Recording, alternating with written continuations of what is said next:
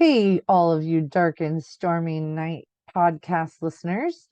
I hope everyone is doing great. This is Misty Simon. I also go by Misty Knight within the group, as well as writing under the name Gabby Allan.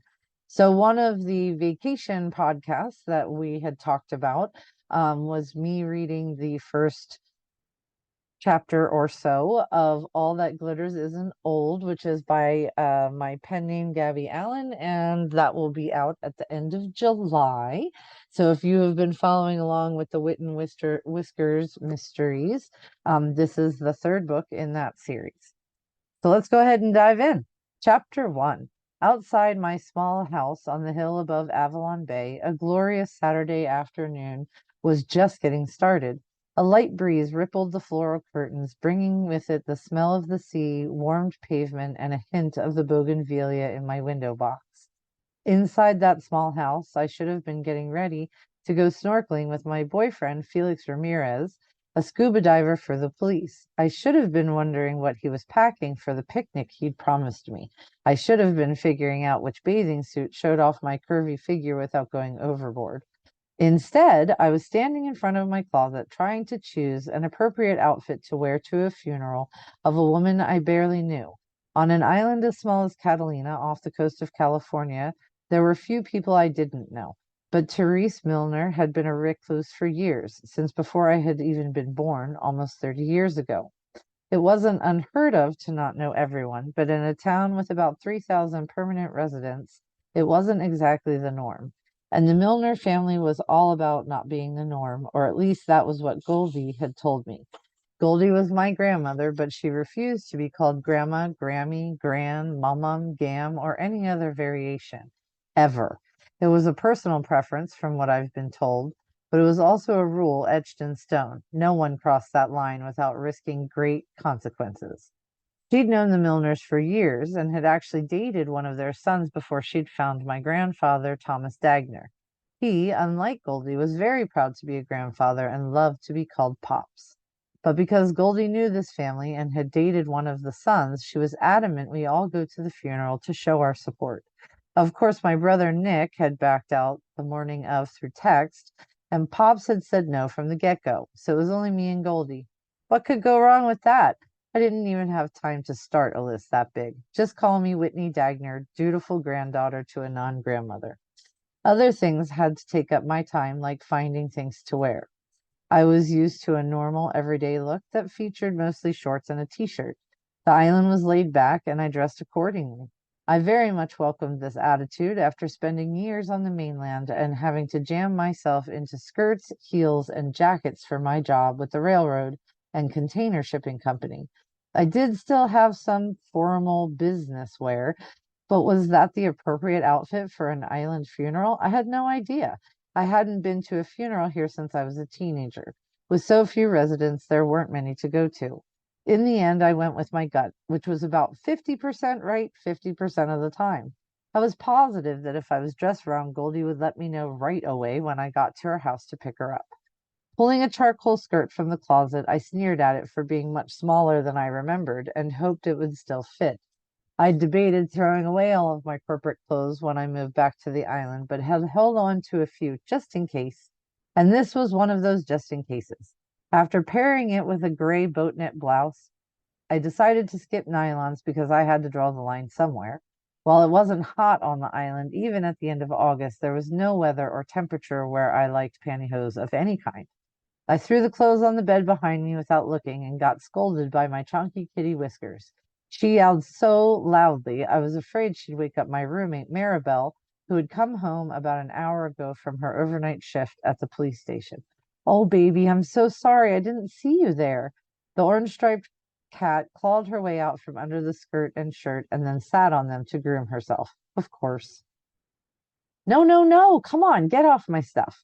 I went to pull the skirt out from under her, but stopped when she hissed at me, unsheathing her claws. Thankfully, she didn't dig them into the fabric, but if I wasn't mistaken, she was daring me to take one more step toward her, therefore giving her permission to gleefully dig in, little brat. At the sound of a laugh behind me, I closed my eyes.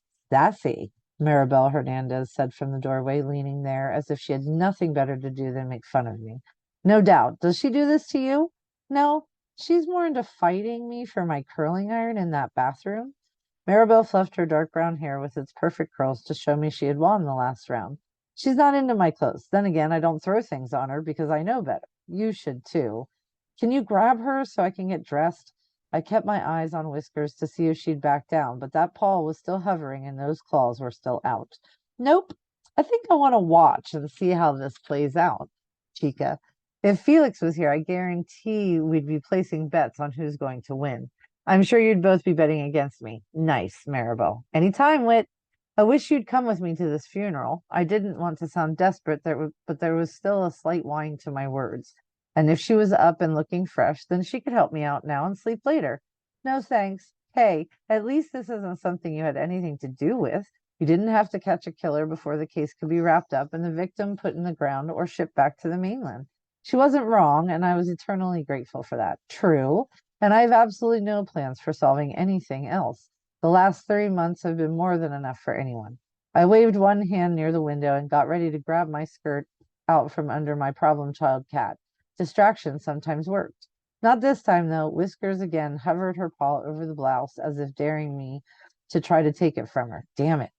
And now that Ray Poblano has been moved to station commander, I'm pretty sure he'd have some very strong words if you got yourself involved in anything new. I blew out a breath and tried to come up with a new distraction for Whiskers. He already told me that in no uncertain terms.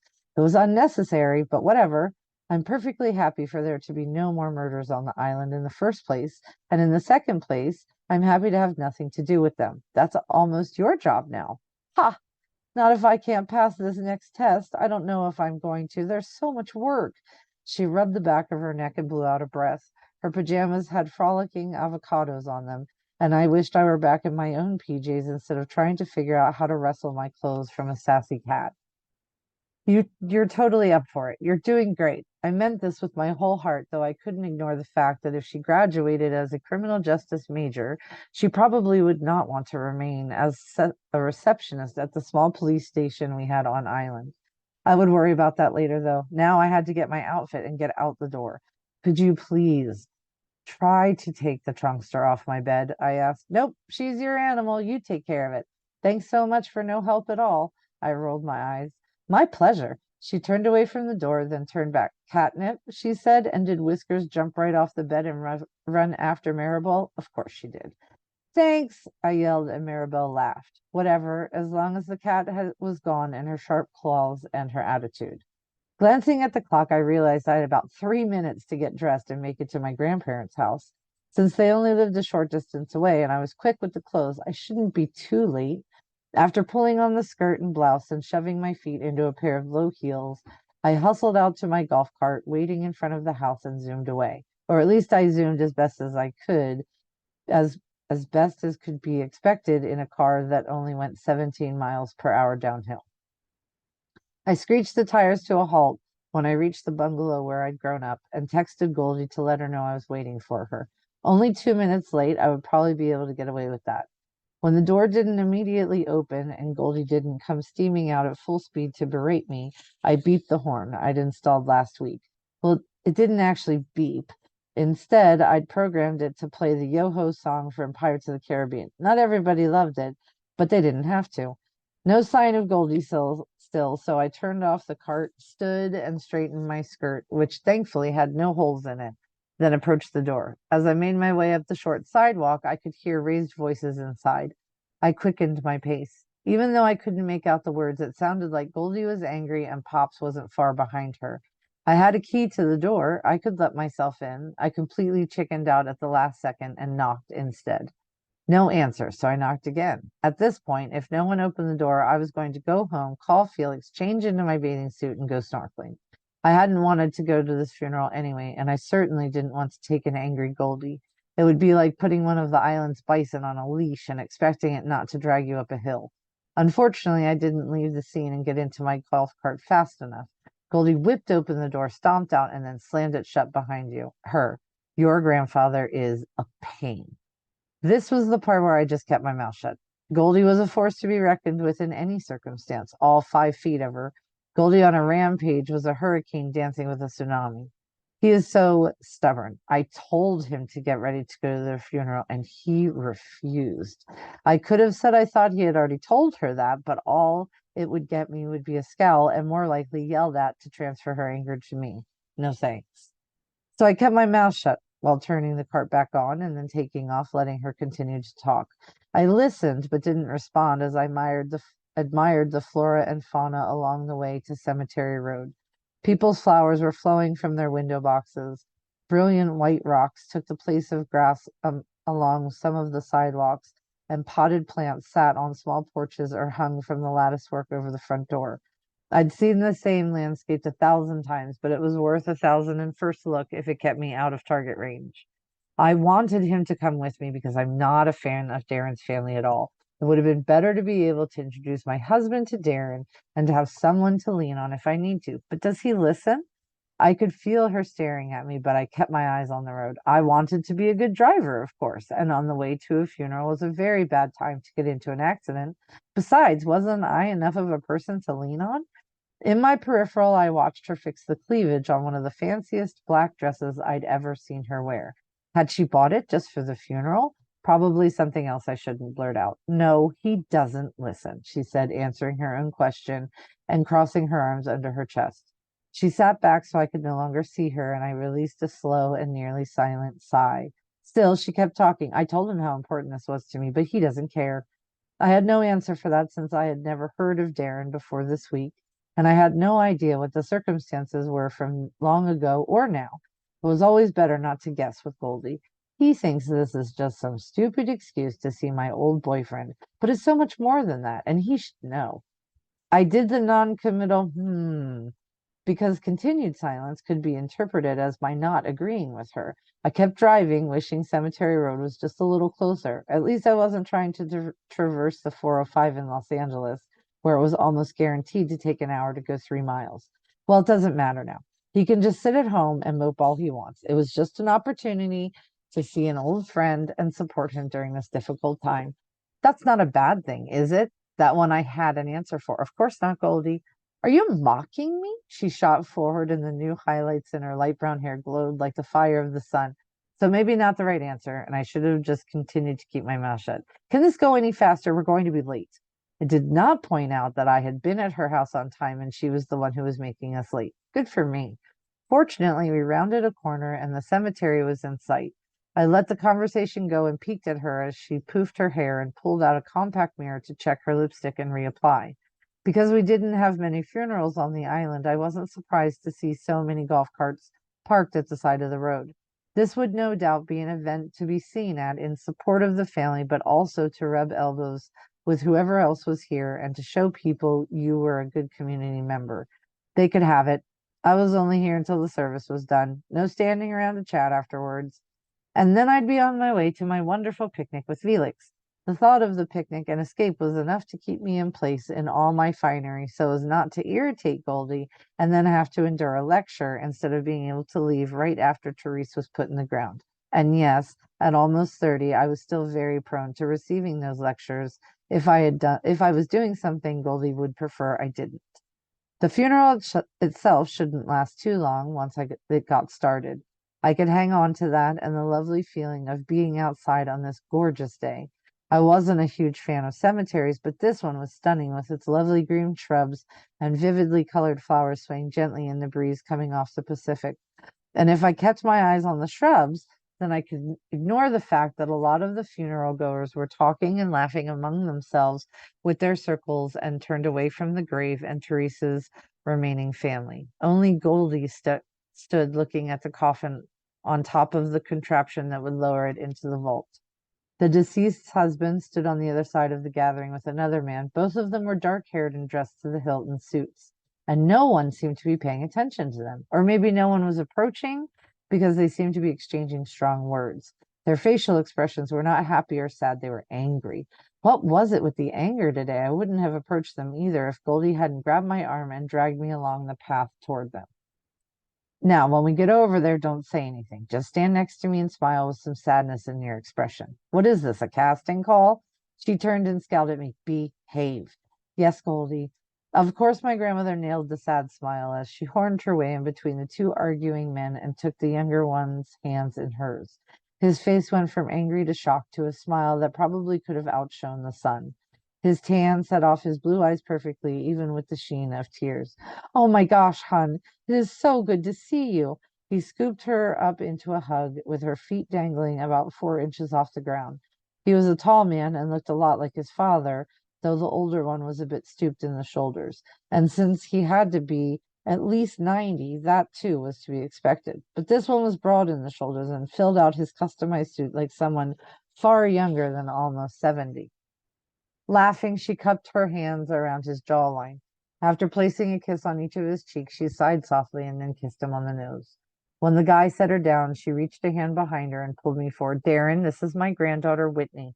You're a grandmother? He asked, and I gulped. This could only go one way, as it usually did. They might want to start digging a second grave now.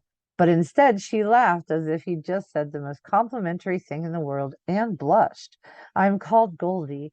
I'm not really old enough to be a grandmother. Throwing an arm around her shoulders, he pulled her in to kiss her forehead. The band of his silver watch flashed in my eyes, momentarily blinding me. It was on my tongue to tell him to stop with the overtouching, but I kept that behind my teeth too.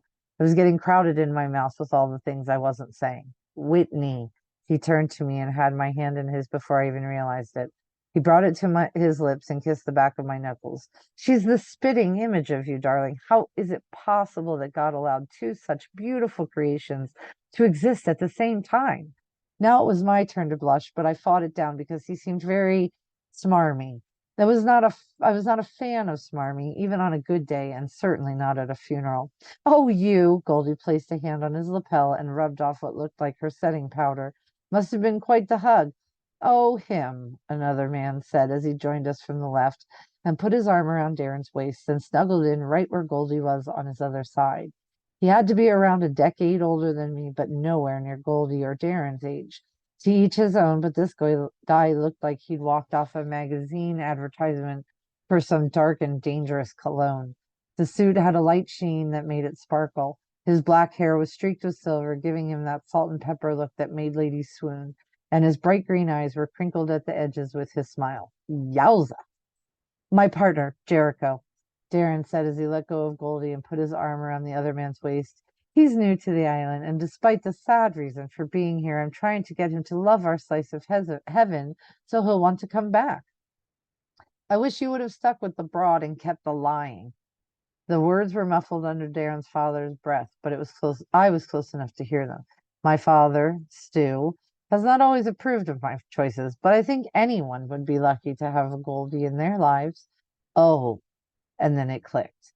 That was why this was special and different, and why Goldie would have had such a soft spot in her heart for a guy she dated but hadn't married. I got it now, and I appreciated her willingness to help hide something that would not have only gotten you shunned 50 years ago, but definitely could have gotten you beat up, ostracized, and sometimes even killed.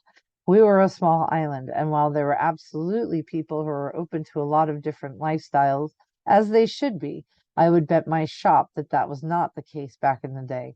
I smiled, this time for real, and put a hand on Goldie's shoulder.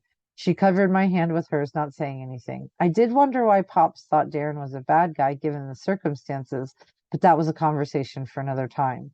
We all turned as the funeral director approached and greeted people. It looked like it was going to be an ordinary run-of-the-mill funeral.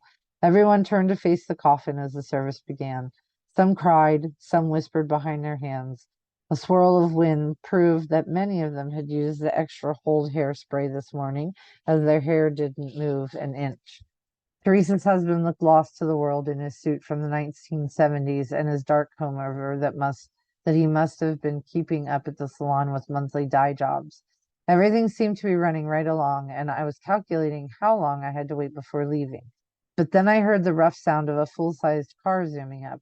I turned, wondering who on earth would press the accelerator to the ground on such a quiet road. When the car headed toward the coffin and the crowd gathered on the other side of the final resting place, tires screeched, brakes squealed, and then the car crashed into the tent where the body was stationed, ready for burial, and knocked the coffin to the ground. That is the end of chapter 1. I am Misty Simon, who also writes as Gabby Allan, who is also Misty Knight within the Dark and Stormy Night book club world.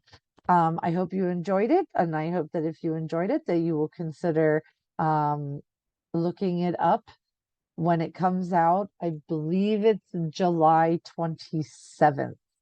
Um, it was a lot of fun to write. It was a lot of fun to read. Thank you for being here for it. And hopefully, if you like it, you'll let me know. Have a great day. And I hope whatever you're accomplishing today is super awesome.